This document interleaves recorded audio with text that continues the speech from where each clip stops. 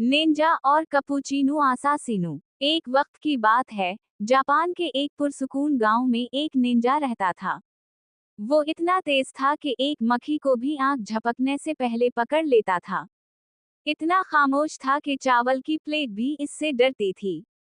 लेकिन एक राज सबको हैरान करता था। इसे काफी से सख्त नफरत थी। वो कहता, काफी नहीं, वो कड़वी, बदबूदार, नींद खराब करने वाली चीज है।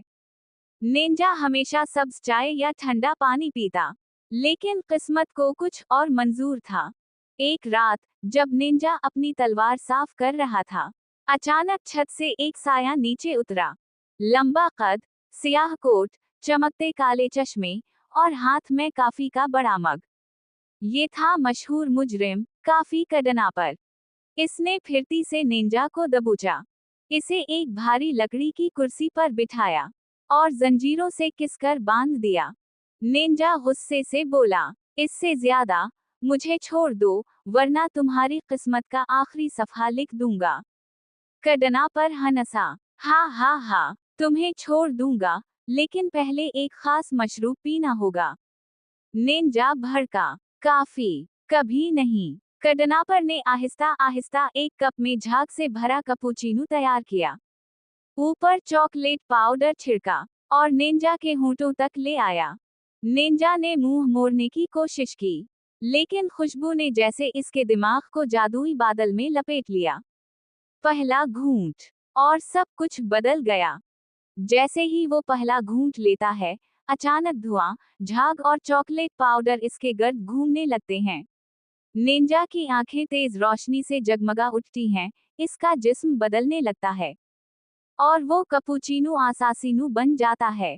निंजा की आंखें चमकने लगें, दिल की धड़कन तेज हो गई, जैसे इसके अंदर बिजली भर गई हो। इसे लगा जैसे दुनिया की हर हरकत सुस्त हो गई है और वो हर तरफ से दुश्मन को देख सकता है। जंजीरें टूट गईं।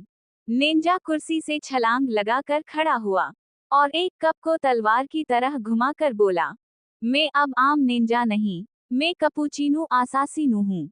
वो धुआं, झाग और चॉकलेट पाउडर में गायब होकर दुश्मनों पर हमला करने लगा। कडनापर को समझ भी ना आई और वो झाग के बादल में फंस गया। निंजा ने आखिरी घूंट लिया और बोला, शायद, काफी इतनी बुरी भी नहीं। कैपुचिनो असासिनो ने अपनी तेज निगाहों और बहादुरी से कडनापर को शिकस्त दी। झाग और धुएं के बादल छटने लगे, चॉकलेट पाउडर की खुशबू फिजा में फैल गई। कडनापर झाग में जकड़ा हुआ बेबस खड़ा था और चारों तरफ सुकूत छा गया। इस लम्हे कैपुचिनो असासिनो ने मुस्कुराकर कहा, असल ताकत कप या काफी में नहीं, हौसले और नियत में है।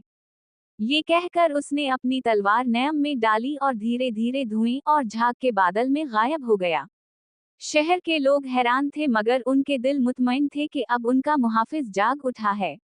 इस रात चांद पहले से ज्यादा रोशन था, क्योंकि कैपुचिनो असासिनो की कहानी एक नई रिवायत बन गई थी। तो बच्चों, कैसी लगी आपको कहानी? अब आपको पता चला कि कैपुचिनो असासिनो कैसे बना। अगर आपको कहानी अच्छी लगी तो वीडियो लाइक कर दें और चैनल को सब्सक्राइब कर दें। अगर किसी और टॉपिक पे कहानी देखना चाहते हैं तो कमेंट कर दें। शुक्रिया।